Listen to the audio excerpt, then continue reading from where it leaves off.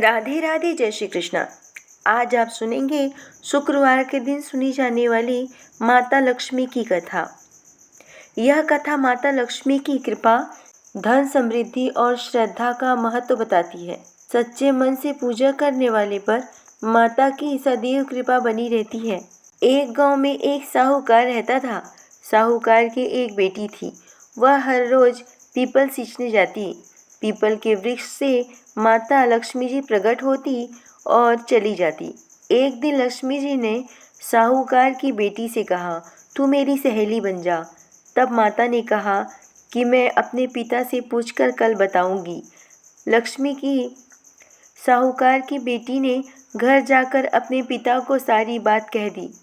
तब उसके पिता बोले, वह तो लक्ष्मी जी हैं, अपने को क्या चाहिए, तू लक्ष्मी जी की सहेली बन जा।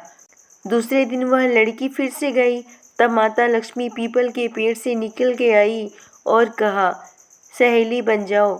लड़की ने कहा, बन जाऊंगी, और दोनों सहेलियां बन गईं। लक्ष्मी जी ने उनको खाने का न्योता दिया। घर आकर लड़की ने माँ बाप को कहा, मेरी सहेली ने मुझे खाने का न्योता दिया है। तब पिताजी ने कहा, सहेली के जीमने जइयो, पर घर को संभाल कर जाना। तब वह लक्ष्मी जी के यहाँ जीमने चली गई।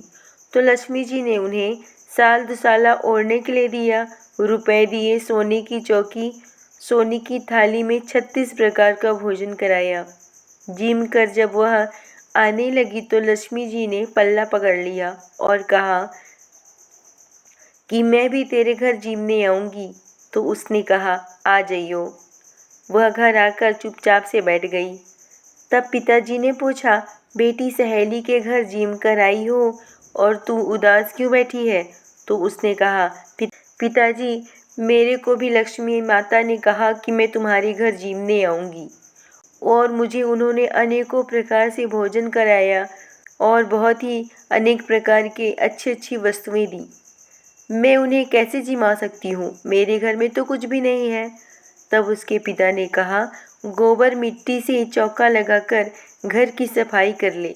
4 मुखी वाला दिया जलाकर लक्ष्मी माता का नाम लेकर रसोई में बैठ जाना। लड़की सफाई करके लड्डू लेकर बैठ गई। उसी समय एक रानी नहा रही थी।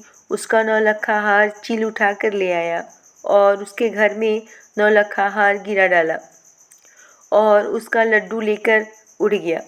बाद में वह हार को तोड़कर बाजार में गई और सामान लाने के लिए सोनार के पास गई। तो सोनार ने पूछा, आप क्या लोगे?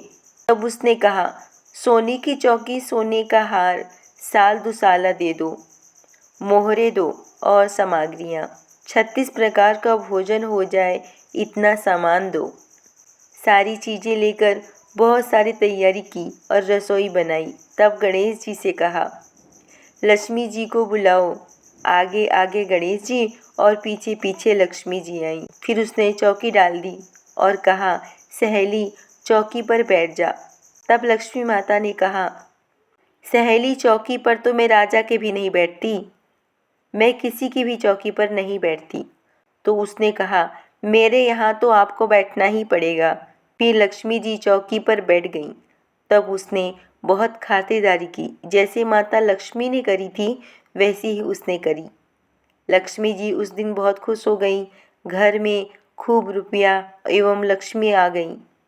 साहूकार की बेटी ने कहा, मैं अभी आ रही हूँ, तुम यहीं बैठी रहना, और वह चली गई। लक्ष्मी जी गई नहीं और चौकी पर बैठी रही। उनको बहुत दौलत दी। हे लक्ष्मी जी, जैसे तुमने साहूकार की बेटी को दिया वैसे ही सबको देना।